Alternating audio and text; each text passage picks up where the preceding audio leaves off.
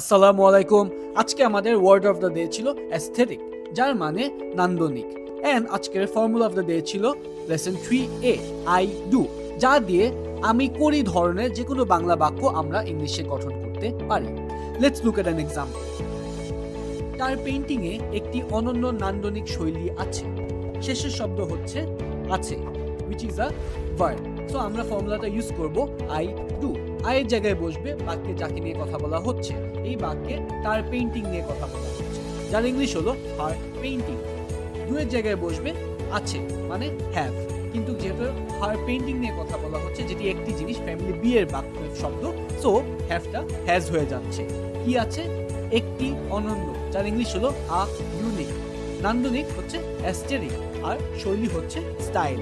তো তার পেইন্টিং এ একটি অনন্য নান্দনিক শৈলী আছে, দাঁড়াচ্ছে her painting has a unique aesthetic style.